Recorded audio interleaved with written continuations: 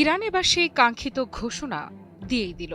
পারমাণবিক অস্ত্র তৈরির পথেই হাঁটছে ইরান। দেশটির এক জ্যেষ্ঠ আইন প্রণেতা সরাসরি বলেছেন, ইরানের উপর আবার হামলা হলে ৯০% পর্যন্ত ইউরেনিয়াম সমৃদ্ধকরণ হতে পারে ইরানের বিকল্প সিদ্ধান্ত। শুনতে হয়তো প্রযুক্তিগত বিষয় মনে হতে পারে, কিন্তু বাস্তবে এই ৯০% সমৃদ্ধকরণ কথাটাই বিশ্ব রাজনীতির সবচেয়ে ভয়ঙ্কর সংকেতগুলোর একটি। কারণ বিশেষজ্ঞদের মতে এ পর্যায়ের সমৃদ্ধ ইউরেনিয়াম পারমাণবিক অস্ত্র তৈরির খুব কাছাকাছি। তাহলে কি ইসরায়েল যুক্তরাষ্ট্রের ভয়ই সত্যি হতে চলেছে? ইহুদিবাদীদের আধিপত্যের মুখে ছাই দিয়ে মধ্যপ্রাচ্যের নতুন পরাশক্তির খাতায় নাম লিখিয়ে ফেলছে ইরান। কি করবে এবার যুক্তরাষ্ট্র? কিভাবে থামাবে নিজেদের হামলার মধ্য দিয়ে ডেকে আনা এই সর্বনাশ? পারমাণবিক অস্ত্র বানিয়ে ফেলার ইঙ্গিত দিয়েছেন ইরানের পার্লামেন্টের জাতীয় নিরাপত্তা ও পররাষ্ট্র নীতি কমিশনের মুখপাত্র ইব্রাহিম রেজাই। সামাজিক যোগাযোগ মাধ্যম এক্সে তিনি লিখেছেন, ইরানের ওপর আবার আক্রমণ হলে ইউরেনিয়ামের ৯০% সমৃদ্ধকরণ আমাদের বিকল্প হতে পারে। পার্লামেন্টে বিষয়টি পর্যালোচনা করা হবে। একটি বাক্য, কিন্তু এর পেছনে লুকিয়ে আছে বিশাল ভূ রাজনৈতিক বার্তা। কারণ এখনো পর্যন্ত ইরান বরাবরই দাবি করে এসেছে তাদের পারমাণবিক কর্মসূচি শান্তিপূর্ণ। বিদ্যুৎ উৎপাদন আর গবেষণার জন্যই ইউরেনিয়াম সমৃদ্ধ করা হচ্ছে। কিন্তু ৯০%? সেটি আর সাধারণ বিদ্যুৎ কেন্দ্রের প্রয়োজন নয়। আন্তর্জাতিক পরমাণু শক্তি সংস্থার ভাষায় এটি ওয়েপন গ্রেড পর্যায়ের খুব কাছাকাছি। এটি কি কেবল সামরিক হুমকির পাল্টা রাজনৈতিক বার্তা, নাকি সত্যি ইরান সেই ভয়াবহ সিদ্ধান্ত নিয়েই ফেলেছে? এখানেই প্রশ্ন। ইরানকে এই সিদ্ধান্ত নিতে বাধ্য করল যে অপশক্তি, সেই পশ্চিমাদের বিনাশেই বোধহয় এবার ইরান পারমাণবিক অস্ত্র হাতে নিতে চলেছে। বিশ্লেষকেরা বলছেন, সাম্প্রতিক উত্তেজনা এই অবস্থানকে আরও কঠোর করেছে। বিশেষ করে ইসরায়েল ও যুক্তরাষ্ট্রের সম্ভাব্য হামলার আশঙ্কা ইরানকে আগের চেয়ে বেশি আক্রমণাত্মক ভাষা ব্যবহার করতে বাধ্য করেছে। আর এখানেই তৈরি হচ্ছে নতুন উদ্বেগ। JBS holdings limited. কারণ ইরান যদি সত্যি ৯০% সমৃদ্ধকরণের পথে যায়, তাহলে মধ্যপ্রাচ্যে শুরু হতে পারে নতুন অস্ত্র প্রতিযোগিতা। সৌদি আরব সহ অন্য দেশগুলো তখন নিজেদের নিরাপত্তা নিয়ে নতুন হিসাব কষতে পারে। অন্যদিকে যুক্তরাষ্ট্র ও ইউরোপের জন্য এটি বড় কূটনৈতিক চ্যালেঞ্জ। বহু বছর ধরে নিষেধাজ্ঞা, আলোচনা আর চুক্তির মাধ্যমে ইরানের পারমাণবিক কর্মসূচি নিয়ন্ত্রণের চেষ্টা চলছে। পশ্চিমাদের সেই কৌশল কি তাহলে ব্যর্থই হলো? বলাই যায়, মুখ থুবড়ে পড়ল ডোনাল্ড ট্রাম্প প্রশাসনের যত কৌশল। ইরান এই ঘোষণার মধ্য দিয়ে এবারে নিজেদের যোগ্য অবস্থানে পৌঁছানোর পথে এগিয়ে গেল বহুদূর। পশ্চিমাদের অসহনীয় আধিপত্যবাদে চিরে চ্যাপ্টা হয়ে বহু দেশের মানুষেরা একবার হলেও ভেবেছেন যুক্তরাষ্ট্রকে এবার থামানো দরকার। কিন্তু বিড়ালের গলায় ঘণ্টাটা বাঁধবে কে? তাই তো যখন পশ্চিমাদের আগ্রাসনের বিরুদ্ধে পারস্য উপসাগরীয় দেশ ইরান বুক চিতিয়ে দাঁড়িয়েছে, তখন সবাই দেশটিকে মধ্যপ্রাচ্যের নায়কের আসনে বসে আছে আর মনে প্রাণে চেয়েছে দেশটির হাতে আসুক পশ্চিমাদের জম পারমাণবিক মারণাস্ত্র। সেই চাওয়া কিংবা অপেক্ষার দীর্ঘ পর্ব কি এবার ঘুচতে চলেছে? যে প্রশ্নটি বহু বছর ধরে শুধু গুঞ্জন ছিল, সেটি এবার যেন প্রকাশ্যে এনে দিল ইরান। তেহরান থেকে এসেছে এমন এক বার্তা যা শুধু ওয়াশিংটন বা তেল আবিব নয়, কাঁপিয়ে দিয়েছে পুরো ভূ রাজনীতিকে। ইরানের একজন জ্যেষ্ঠ আইন প্রণেতা সরাসরি বলেছেন, দেশটির ওপর আবার হামলা হলে ৯০% পর্যন্ত ইউরেনিয়াম সমৃদ্ধকরণ হতে পারে ইরানের বিকল্প সিদ্ধান্ত। শুনতে হয়তো প্রযুক্তিগত শব্দ, কিন্তু বাস্তবে এই ৯০% কথাটাই আন্তর্জাতিক রাজনীতির সবচেয়ে স্পর্শকাতর সংকেতগুলোর একটি। কারণ বিশেষজ্ঞরা বলছেন, এই পর্যায়ের ইউরেনিয়াম সমৃদ্ধকরণ মানে পারমাণবিক অস্ত্র তৈরির একেবারে কাছাকাছি পৌঁছে যাওয়া। তাহলে কি সত্যি ইরান সেই পথে হাঁটছে, নাকি এটি কেবল ইসরায়েল ও যুক্তরাষ্ট্রকে উদ্দেশ্য করে ছুড়ে দেওয়া কড়া রাজনৈতিক বার্তা? বিতর্কের আগুন বাড়িয়ে দিয়েছেন ইরানের পার্লামেন্টের জাতীয় নিরাপত্তা ও পররাষ্ট্রনীতি কমিশনের মুখপাত্র ইব্রাহিম রেজাই। সামাজিক যোগাযোগ মাধ্যম এক্সে তিনি লিখেছেন, ইরানের ওপর আবার আক্রমণ হলে ৯০% সমৃদ্ধকরণ আমাদের বিকল্প হতে পারে। বিষয়টি পার্লামেন্টে পর্যালোচনা করা হবে। মাত্র একটি বাক্য, কিন্তু এই একটি বাক্যের মধ্যেই যেন লুকিয়ে আছে বহু বছরের সংঘাত, নিষেধাজ্ঞা, হামলার ভয় আর প্রতিশোধের ইঙ্গিত। কারণ এতদিন ইরান বরাবরই বলে এসেছে তাদের পারমাণবিক কর্মসূচি শান্তিপূর্ণ। বিদ্যুৎ উৎপাদন, চিকিৎসা গবেষণা আর বৈজ্ঞানিক উন্নয়ন এই ছিল তেহরানের আনুষ্ঠানিক ব্যাখ্যা। কিন্তু এখন প্রশ্ন উঠছে, তাহলে ৯০% কেন? আন্তর্জাতিক পরমাণু শক্তি সংস্থার ভাষায় এই মাত্রার ইউরেনিয়াম সমৃদ্ধকরণ ওয়েপেন গ্রেডের খুব কাছাকাছি। অর্থাৎ এটি আর শুধু বিদ্যুৎ কেন্দ্র চালনার প্রযুক্তি নয়, এটি শক্তির ভাষা, এটি ভয় দেখানোর ভাষা। এটি হয়তো এমন এক বার্তা যেখানে ইরান বলতে চাইছে, আমরা আর থামব না। বিশ্লেষকেরা বলছেন, সাম্প্রতিক সামরিক উত্তেজনা ইরানকে আগের চেয়ে অনেক বেশি কঠোর অবস্থানে নিয়ে গেছে। বিশেষ করে ইসরায়েলের ধারাবাহিক হুমকি আর যুক্তরাষ্ট্রের সম্ভাব্য সামরিক পদক্ষেপের আলোচনা তেহরানকে এখন পাল্টা শক্তির প্রদর্শনের দিকে ঠেলে দিচ্ছে। কিন্তু এখানেই তৈরি হচ্ছে সবচেয়ে বড় উদ্বেগ। কারণ ইরান যদি সত্যিই ৯০% সমৃদ্ধকরণের পথে যায়, তাহলে মধ্যপ্রাচ্যের ক্ষমতার ভারসাম্য পুরোপুরি বদলে যেতে পারে। সৌদি আরব, তুরস্ক কিংবা অন্য আঞ্চলিক শক্তিগুলো তখন নিজেদের নিরাপত্তা নিয়ে নতুন হিসাব শুরু হতে পারে নতুন অস্ত্র প্রতিযোগিতা। আর সেই প্রতিযোগিতা শুধু মধ্যপ্রাচ্যে সীমাবদ্ধ থাকবে না, সবচেয়ে বড় ধাক্কা আসতে পারে পশ্চিমা কূটনীতিতে। কি বুঝলেন ভাই? অনলি যেটাই চাই। কারণ বহু বছর ধরে নিষেধাজ্ঞা, চাপ, আলোচনা আর পারমাণবিক চুক্তির মাধ্যমে ইরানকে নিয়ন্ত্রণে রাখার চেষ্টা চলেছে। কিন্তু এখন প্রশ্ন, সেই কৌশল কি ব্যর্থ হতে বসেছে, নাকি এই ঘোষণাই কেবল আরও বড় কোনো সমঝোতার আগে চাপ তৈরির কৌশল? তবে একটি বিষয় পরিষ্কার, ইরান এখন আর শুধু প্রতিরক্ষার ভাষায় কথা বলছে না, তারা কথা বলছে শক্তির ভাষায়। আর সেই ভাষা যদি সত্যিই পারমাণবিক বাস্তবতায় রূপ নেয়, তাহলে মধ্যপ্রাচ্যের রাজনীতি হয়তো আর কখনো আগের মতো থাকবে না। পারমাণবিক অস্ত্র তৈরিতে ইরানকে কি আর কেউ থামাতে পারবে না? দেশটি কি এবার ইউরেনিয়ামের সমৃদ্ধকরণের মাত্রা ৯০% উন্নীত করতে চলেছে? ক্ষেপণাস্ত্র ও পারমাণবিক ইস্যুতে যুক্তরাষ্ট্রের সাথে কোনো ধরনের আলোচনায় বসতে অস্বীকৃতি জানিয়েছে ইরান। এমনকি পারমাণবিক ইস্যুতে বিভিন্ন ধরনের সফলতা পেতে মরিয়া তেহরান, এমনটি জানিয়েছেন ইরানের পরমাণু শক্তি সংস্থার প্রধান মোহাম্মদ এসলামি। কিন্তু পারমাণবিক অস্ত্র তৈরির দিকে হঠাৎ কেন ঝুঁকছে ইরান? প্রশ্ন হলো, কবে থেকে শুরু হতে যাচ্ছে ইরানের মারণঘাতী এই অস্ত্র তৈরির কার্যক্রম?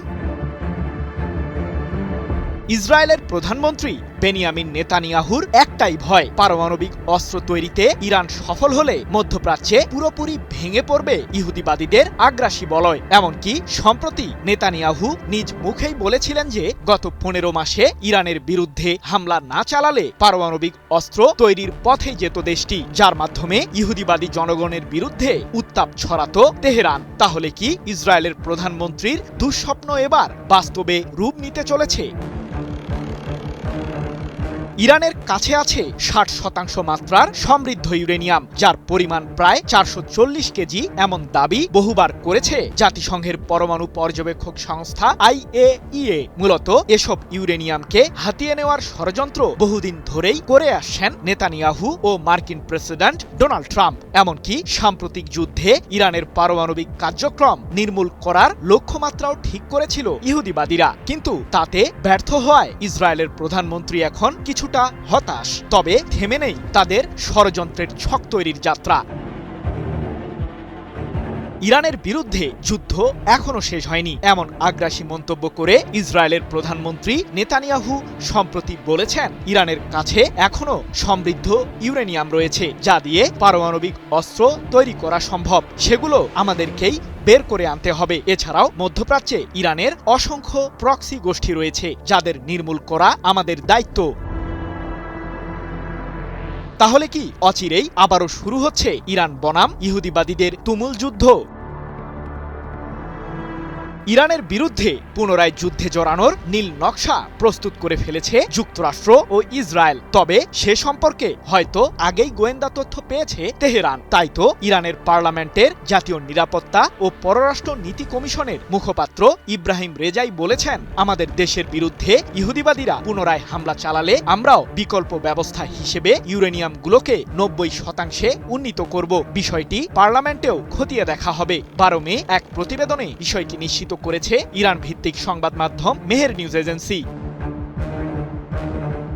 বিশ্লেষকরা বলছেন, ইরানের সরকারের সর্বোচ্চ মহলের পক্ষ থেকে স্মরণকালে প্রথমবারের মতো পারমাণবিক অস্ত্র তৈরির ইঙ্গিত দেওয়া হলো। এদিকে নেতানিয়াহু ও ট্রাম্পের মনে ভয়ের মাত্রা বাড়িয়ে তুলতে আরেক চাঞ্চল্যকর তথ্য দিয়েছেন ইরানের পরমাণু শক্তি সংস্থার প্রধান মোহাম্মদ এসলামি। মার্কিনীদের সাথে কূটনৈতিক আলোচনায় পারমাণবিক এবং ইউরেনিয়াম সমৃদ্ধকরণের বিষয়গুলো নেই এমনটি জানিয়ে এসলামি বলেছেন, পারমাণবিক স্থাপনা ও ইউরেনিয়াম রক্ষার জন্য প্রয়োজনীয় ব্যবস্থা গ্রহণ করা হয়েছে। এ খাত শক্তিশালী করার কাজ চালিয়ে যাবে ইরান। কি বুঝলেন ভাই? অনলি জেডাই চাই। অন্যদিকে ইহুদিবাদীদের নতুন আগ্রাসন ঠেকানোর জন্য সকল সামরিক প্রস্তুতিও সেরে ফেলেছে ইরান। এরই মাঝে মধ্যপ্রাচ্যে থাকা মার্কিনীদের গুরুত্বপূর্ণ সামরিক স্থাপনাগুলোকে লক্ষ্য করে মিসাইল ও আত্মঘাতী ড্রোন তাক করে রেখেছে তেহরান। এ প্রসঙ্গে ইরানের সর্বোচ্চ প্রতিরক্ষা বাহিনী আইআরজিসির অ্যারোস্পেস ফোর্সের কমান্ডার ব্রিগেডিয়ার জেনারেল মাজিদ মুসাভি বলেছেন, আমাদের ক্ষেপণাস্ত্র ও আত্মঘাতী ড্রোনের বহর শত্রুর সামরিক স্থাপনাগুলোকে নিশানায় রেখেছে। সরকারের উচ্চ মহলের নির্দেশনা পাওয়া মাত্রই এসব মারণাস্ত্র ছুটবে ইহুদিবাদীদের ধ্বংস করতে। যুক্তরাষ্ট্র ভেবেছিল চাপ বাড়ালেই ইরান নরম হবে, কিন্তু ইরান যেন উল্টো বার্তাই দিল। যুদ্ধ চায় না, তবে যুদ্ধ চাপিয়ে দিলে জবাব হবে স্মরণীয়। মধ্যপ্রাচ্যের উত্তপ্ত পরিস্থিতিতে নতুন করে প্রতিদিনই সামনে আসছে ইরানের কড়া অবস্থান। এবারে তার রেশ ধরে কঠোর বার্তা দিয়েছেন দেশটির পার্লামেন্ট স্পিকার মোহাম্মদ বাঘের গালিবাফ। তিনি বলেছেন, যুক্তরাষ্ট্র বা তাদের মিত্ররা যদি আবার কোনো আগ্রাসনের পথে হাঁটে, তাহলে এমন জবাব দেওয়া হবে যা ভুলতে পারবে না প্রতিপক্ষ। ঘটনা শুরু মূলত যুদ্ধবিরতি প্রস্তাব ঘিরে। পাকিস্তানের মধ্যস্থতায় ইরান যুক্তরাষ্ট্রকে একটি প্রস্তাব পাঠিয়েছিল। সেখানে যুদ্ধ বন্ধ, নিষেধাজ্ঞা প্রত্যাহার এবং হরমুজ প্রণালীতে নিরাপত্তা পুনরুদ্ধারের কথা বলা হয়। কিন্তু ডোনাল্ড ট্রাম্প সেই প্রস্তাবকে সরাসরি আবর্জনা বলে উড়িয়ে দেন। তবে ট্রাম্পের এই মন্তব্যে বিন্দুমাত্র বিচলিত নয় ইরান, বরং ইরানের শীর্ষ পর্যায়ের কর্মকর্তারা বলেছেন, ট্রাম্প যখন কোনো পরিকল্পনা নিয়ে অসন্তুষ্ট হন তখন বুঝতে হবে সেটি কার্যকর ছিল। এই বক্তব্য কেবল রাজনৈতিক পাল্টা জবাব নয়, বরং এটি ছিল মনস্তাত্ত্বিক বার্তাও। কারণ ইরান এখন দেখাতে চাইছে যুক্তরাষ্ট্রের প্রতিক্রিয়া নয়, বরং নিজেদের কৌশল অনুযায়ী তারা এগোবে। গালিবাফ তার বার্তায় আরও এক ধাপ এগিয়ে বলেন, ইরানের সশস্ত্র বাহিনী এখন পুরোপুরি প্রস্তুত। যেকোনো উস্কানি, যেকোনো হামলা কিংবা আকস্মিক আক্রমণের জন্য বিকল্প পরিকল্পনাও তৈরি আছে। আর সেই পরিকল্পনা দেখে প্রতিপক্ষ বিস্মিত হবে বলেও হুঁশিয়ারি দিয়েছেন তিনি। গত ফেব্রুয়ারিতে যুক্তরাষ্ট্র ও ইসরায়েলের যৌথ হামলার পর থেকেই পরিস্থিতি দ্রুত বদলে যায়। ইরান পাল্টা জবাবে শুধু ইসরায়েল নয়, উপসাগরীয় অঞ্চলে মার্কিন মিত্রদের লক্ষ্য করেও অভিযান শুরু করে। সবচেয়ে বড় ধাক্কা আসে তখন, যখন তেহরান কৌশলগতভাবে গুরুত্বপূর্ণ হরমুজ প্রণালী বন্ধ করে দেয়। বিশ্ববাজার তখনই বুঝে যায় এটি কেবল আঞ্চলিক সংঘাত নয়, এটি এমন এক সংকট যার প্রভাব তেলের বাজার থেকে শুরু করে বৈশ্বিক অর্থনীতি পর্যন্ত পৌঁছাতে পারে। এরপর পাকিস্তানের মধ্যস্থতায় এপ্রিল মাসে অস্থায়ী যুদ্ধবিরতি কার্যকর হয়, কিন্তু সেই শান্তি বেশি দিন টেকেনি, কারণ মূল প্রশ্নগুলো এখনো অমীমাংসিত। ইরান নিষেধাজ্ঞা প্রত্যাহার চায়, অন্যদিকে ট্রাম্প প্রশাসন চাইছে আরও কঠোর শর্ত। এদিকে ট্রাম্প আবার জানিয়েছেন, ইরান ইস্যুতে চূড়ান্ত সিদ্ধান্ত নেওয়ার অধিকার একমাত্র তারই। তিনি ইতোমধ্যে ইসরায়েলের প্রধানমন্ত্রী বেনিয়ামিন নেতানিয়াহুর সঙ্গে দীর্ঘ বৈঠকও করেছেন, যা নতুন সামরিক সমন্বয়ের ইঙ্গিত হিসেবেও দেখছেন বিশ্লেষকেরা। কিন্তু প্রশ্ন হচ্ছে, এই পরিস্থিতি কোথায় গিয়ে থামবে? আমি ভরসা রাখি হিরন স্মার্ট ওয়াটার পিউরিফায়ারে। কারণ এখন দুই পক্ষই প্রকাশ্যে কঠোর অবস্থানে। এক পক্ষ বলছে তারা পিছাবে না, অন্য পক্ষ বলছে তারা ভয় পায় না। আর এই উত্তেজনার মাঝেই গালিবাফের শেষ বার্তাটি সবচেয়ে বেশি আলোচনায় এসেছে। তিনি ইঙ্গিত দিয়েছেন, ভুল সিদ্ধান্ত শুধু মধ্যপ্রাচ্য নয়, পুরো বিশ্বের জন্য ভয়াবহ পরিণতি ডেকে আনতে পারে। অর্থাৎ যুদ্ধ এখনো শুরু না হলেও যুদ্ধের কালো ছায়া ইতোমধ্যে বিশ্ব রাজনীতির উপর পড়ে গেছে। যুক্তরাষ্ট্রকে শেষবারের মতো সতর্ক করল ইরান। ইরানের স্পষ্ট ঘোষণা, হয় তাদের সব দাবি মেনে নিতে হবে, নয়তো যুদ্ধের ময়দানেই নির্ধারিত হবে চূড়ান্ত ফয়সালা। এবার কি করবে যুক্তরাষ্ট্র? ইরানের এমন স্পষ্ট ঘোষণার পরও কি দেশটিতে পুনরায় সামরিক আগ্রাসনের মতো বিপজ্জনক পথে পা বাড়াবে ওয়াশিংটন? আর যদি বাড়ায়ও, তবে এর জবাব কিভাবে দিবে তেহরান? যুদ্ধবিরতির ভঙ্গুর পরিস্থিতির মাঝেই যুক্তরাষ্ট্রকে কড়া ভাষায় এমন বার্তা দিল ইরান। ইরানের দাবি, তেহরানের ন্যায্য ও চূড়ান্ত অধিকার মেনে নিতে হবে, অন্যথায় কূটনৈতিক টেবিলের পাশাপাশি যুদ্ধক্ষেত্রেও বারবার পরাজয়ের মুখোমুখি হতে হবে ওয়াশিংটনকে। নতুন করে এমন হুঁশিয়ারিতে মধ্যপ্রাচ্যের উত্তেজনা আবারও বেড়ে যাওয়ার আশঙ্কা তৈরি হয়েছে। ইরানের প্রতিরক্ষা মন্ত্রণালয়ের মুখপাত্র ব্রিগেডিয়ার জেনারেল রেজা তালাইনিক বলেছেন, যুক্তরাষ্ট্র ও তার মিত্রদের অবশ্যই ইরানি জাতির অধিকার স্বীকার করতে হবে, অন্যথায় তারা যে চোরাবালিতে আটকে পড়েছে সেখান থেকে বেরিয়ে আসা সম্ভব হবে না। তার ভাষায়, কূটনীতিতে ইরানের ন্যায্য দাবি প্রত্যাখ্যান করা হলে সামরিক ময়দানে অতীতের পরাজয়ের পুনরাবৃত্তির জন্য প্রস্তুত থাকতে হবে শত্রুপক্ষকে। তালাইনিক দাবি করেন, সাম্প্রতিক সংঘাতে ইরান যুদ্ধ ও কূটনীতি দুই ক্ষেত্রেই নিজেদের সক্ষমতার প্রমাণ দিয়েছে। বিশেষ করে সংঘাতপূর্ণ অঞ্চল থেকে মার্কিন জাহাজ ও নৌযানগুলোর বারবার সরে যাওয়া ইরানের সশস্ত্র বাহিনী ও ইসলামিক বিপ্লবী গার্ড বাহিনী বা আইআরজিসির শক্ত অবস্থানেরই প্রমাণ বলে মনে করছে তেহরান। যুক্তরাষ্ট্র ও ইসরায়েল ফেব্রুয়ারির শেষ দিকে ইরানের বিরুদ্ধে অবৈধ ও বিনা উস্কানির সামরিক অভিযান শুরু করে। এর জবাবে ইরান শত শত ব্যালিস্টিক, হাইপারসোনিক ক্ষেপণাস্ত্র এবং ড্রোন ব্যবহার করে পাল্টা হামলা চালায়। ইরানের এই হামলায় মধ্যপ্রাচ্যে অবস্থিত মার্কিন ঘাঁটি এবং ইসরায়েলি বিভিন্ন স্থাপনা ধ্বংসস্তূপে পরিণত হয়। পরে পাকিস্তানের মধ্যস্থতায় বর্তমানে একটি যুদ্ধবিরতি কার্যকর থাকলেও উত্তেজনা পুরোপুরি কমেনি। ইরানের কর্মকর্তারা সতর্ক করে বলেছেন, ভবিষ্যতে যে কোনো নতুন আগ্রাসন, হুমকি বা লঙ্ঘনের জবাব আগের চেয়েও বেশি চূড়ান্ত এবং দুঃখজনক হবে। অর্থাৎ কূটনীতির পথ খোলা রাখলেও সামরিক প্রস্তুতিতে কোনো ছাড় দিতে রাজি নয় ইরান। ইরানের বার্তা স্পষ্ট, অধিকার স্বীকার করলে আলোচনা, আর অস্বীকার করলে যুদ্ধক্ষেত্রে হবে চূড়ান্ত ফয়সালা। মার্কিনীদের যে অস্ত্র একদিন ইরানের আকাশে মুহুর্মুহু হামলা চালিয়েছিল, সেই একই মার্কিন প্রযুক্তি কি এবার ঘুরে দাঁড়াবে আমেরিকার দিকেই? সম্প্রতি যুদ্ধক্ষেত্রে অবিস্ফোরিত অবস্থায় পাওয়া মার্কিন ও ইসরায়েলি অস্ত্র এখন ইরানের সামরিক গবেষণাগারে, আর এ নিয়েই আন্তর্জাতিক অঙ্গনে শুরু হয়েছে নতুন করে আলোচনার ঝড়। তবে এই অবস্থায় প্রশ্ন উঠছে, যুক্তরাষ্ট্রের তৈরি অত্যাধুনিক অস্ত্রের প্রযুক্তি ব্যবহার করেই কি ভবিষ্যতে যুক্তরাষ্ট্রের বিরুদ্ধে শক্তিশালী প্রতিরোধ করে তুলবে ইরান? ইরানের রাষ্ট্রীয় গণমাধ্যমের দাবি, দেশটির বিপ্লবী গার্ড বাহিনী বা আইআরজিসি সম্প্রতি ইরানের একটি প্রদেশ থেকে অন্তত 15টি ভারী মার্কিন ক্ষেপণাস্ত্র ও গোলাবারুদ উদ্ধার করেছে। এগুলো যুদ্ধের সময় ইরানের ভূখণ্ডে পড়লেও বিস্ফোরিত হয়নি। উদ্ধার হওয়া ওই অস্ত্রের মধ্যে রয়েছে যুক্তরাষ্ট্রের অত্যন্ত শক্তিশালী GBU-57 বাংকারবাস্টার বোমা। এই বোমা প্রায় 13,000 কেজি ওজনের এবং 18 মিটার পুরু কংক্রিট বা প্রায় 200 ফুট মাটি ভেদ করে ভেতরে বিস্ফোরণ ঘটাতে পারে। মাটির নিচে থাকা গোপন বাংকার বা স্থাপনা ধ্বংসে এটি ব্যবহার করা হয়। তবে এই অবস্থায় প্রশ্ন উঠছে, এগুলো কি শুধু অবিস্ফোরিত অস্ত্র নাকি ভবিষ্যতের যুদ্ধের পরিকল্পনা? ইরান কি এখন এই প্রযুক্তি ব্যবহার করে পাল্টা সক্ষমতা তৈরি করছে? আর সবচেয়ে বড় প্রশ্ন, আমেরিকার তৈরি অস্ত্র দিয়েই কি একদিন আমেরিকাকে টার্গেট করতে পারে ইরান? ইরানের সংবাদ মাধ্যমগুলো বলছে, এসব অস্ত্র এখন দেশটির কারিগরি ও গবেষণা ইউনিটের হাতে রয়েছে। সেগুলো বিশ্লেষণ করে নতুন প্রযুক্তি তৈরির কাজ চলছে। বিশ্লেষকদের মতে ইরান এখন এসব অস্ত্রের রিভার্স ইঞ্জিনিয়ারিং করার চেষ্টা করছে, অর্থাৎ অস্ত্রগুলো খুলে এর নকশা, প্রযুক্তি ও কার্যপদ্ধতি বুঝে একই ধরনের প্রযুক্তি তৈরি করার চেষ্টা করা হবে। এক্ষেত্রে ইরানের আগের অভিজ্ঞতাও রয়েছে। 2011 সালে ইরান যুক্তরাষ্ট্রের অত্যাধুনিক RQ-170 গোয়েন্দা ড্রোন অক্ষত অবস্থায় নিজেদের নিয়ন্ত্রণে আনার দাবি করেছিল। পরে সেই প্রযুক্তির আদলে তারা নিজস্ব ড্রোন তৈরি করে। বর্তমানে বিভিন্ন যুদ্ধে ব্যবহৃত ইরানের শাহেদ ড্রোনের পেছনেও সেই অভিজ্ঞতার প্রভাব রয়েছে। ইরান অতীতে মার্কিন হক ক্ষেপণাস্ত্রের প্রযুক্তি অনুসরণ করেও নিজেদের সংস্করণ তৈরি করেছিল। বিশ্লেষকদের মতে, যদি ইরান এই নতুন অস্ত্রগুলোর প্রযুক্তিগত কাঠামো বুঝে ফেলতে পারে, তাহলে ভবিষ্যতে মার্কিন প্রযুক্তির হামলা ঠেকানো তাদের জন্য অনেক সহজ হয়ে যাবে। তবে অভিযোগ রয়েছে, ইতোমধ্যে এসব প্রযুক্তিগত তথ্য রাশিয়া ও চীনের মতো দেশগুলোর সঙ্গে ভাগাভাগির আহ্বান জানানো হয়েছে। বিশ্লেষকদের আশঙ্কা, এমনটি হলে বৈশ্বিক সামরিক ভারসাম্যে বড় ধরনের পরিবর্তন আসতে পারে।